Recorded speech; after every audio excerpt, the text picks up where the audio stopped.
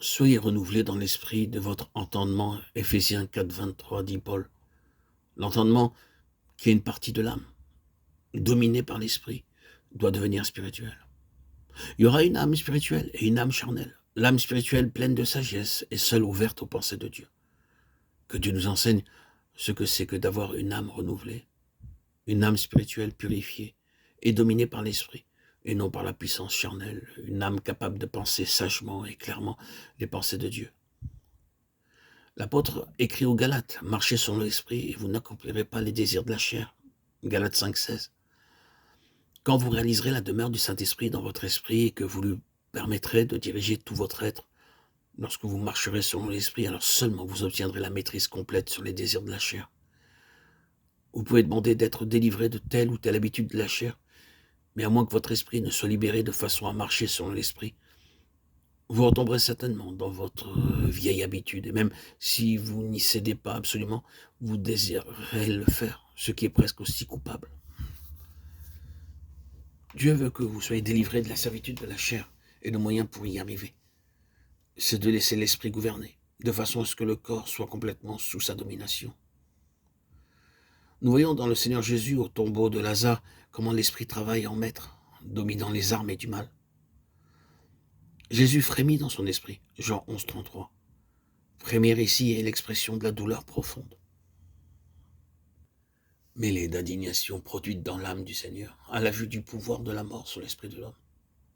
Il alla à la tombe de Lazare avec indignation contre le prince de la mort. Et cette indignation de son esprit éclata avec force et puissance, quand il s'écria triomphant de toutes les puissances du mal, Lazare, sort. Si votre esprit était vraiment libéré des liens de l'âme et uni au Seigneur, et si vous connaissez la vie dans l'esprit, vous comprendrez dans quelle attitude Jésus s'approcha de ce tombeau, car c'est la même indignation du Saint-Esprit dans votre esprit qui vous donne la victoire sur les puissances des ténèbres. Il y a quelque chose dans votre esprit, à l'instant où vous percevez l'œuvre du diable, qui éclate avec une indignation qui ne vient ni de votre chair, ni de votre intelligence, ni de votre vie de l'âme. À vous.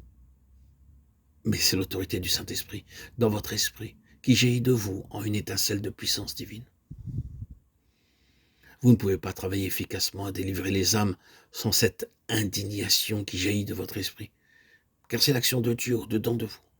Et ceci ne devient possible en vous que quand Dieu, le Saint-Esprit, a revêtu votre esprit de son revêtement divin. Alors, un certain mouvement profond se produira au centre même de votre être et éclatera dès que vous verrez l'œuvre du diable s'opposer à vous. Une grande puissance n'est pas toujours une grande influence, mais c'est quelque chose qui se ressent et qui dit en nous avec une autorité tranquille, ceci est l'œuvre de Satan. Aussitôt que vous ressentez cela, vous lui résistez dans votre esprit par la puissance de Dieu.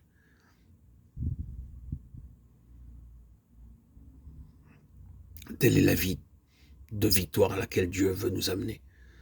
Nous voyons maintenant la nécessité de la croix et de la parole de Dieu, laquelle aussi opère en vous qui croyez. 1 Thessaloniciens 2,13. D'un côté, nous regardons au calvaire comme étant la base de toute l'œuvre de Dieu en nous. Et de l'autre côté, nous voyons comment la parole de Dieu doit agir continuellement en nous. Voulez-vous laisser la parole de Dieu pénétrer en vous jusqu'à la division de l'âme et de l'esprit? Il y aurait beaucoup à dire sur la marche selon l'esprit. Il y a cet esprit doux et paisible, 1 Pierre 3, 4. Puis il faut apprendre à ne pas agir sans être en coopération avec le Saint-Esprit. Vous pouvez discerner instantanément quand vous parlez par votre intelligence, par vos facultés mentales et non dans l'esprit. Bien des gens tiennent de superbes réunions bibliques, mais elles sont mortes à moins d'être vivifiées par la puissance du Saint-Esprit, agissant dans votre esprit.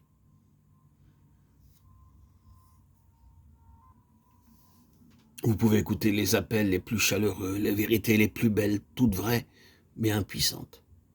Hélas, ceux qui parlent ne se rendent pas toujours compte que la vie n'y est pas, et que ce ne sont que des productions purement mentales. Il vous est possible d'expliquer la Bible de telle façon que vous n'explosiez qu'une suite de vérités mortes, parce qu'elles viennent uniquement de votre lumière intellectuelle. Si au contraire ces vérités viennent par votre esprit, à travers vos facultés mentales qui ont été épurées et vivifiées, alors il y a la lumière et la vie. Mais si elles viennent uniquement de votre intelligence sans passer par la lumière de votre esprit, elles sont inutiles et ne serviront pas à nourrir ceux qui les attendent ardemment. Rappelez-vous que ce n'est que par l'expérience personnelle que vous réaliserez la vérité, car les théories sont vaines. Quelque vraies qu'elles puissent être, vous connaîtrez la puissance d'un texte en l'éprouvant, en le vivant.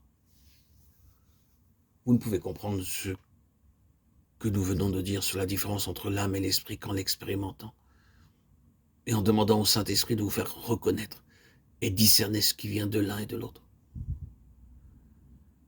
Oh, chers amis, frères et sœurs en Christ, mes bien-aimés, auditeurs, auditrices, qu'il daigne nous conduire jusqu'au plus haut degré de cette vie de plénitude selon l'Esprit, à laquelle nous pouvons tous atteindre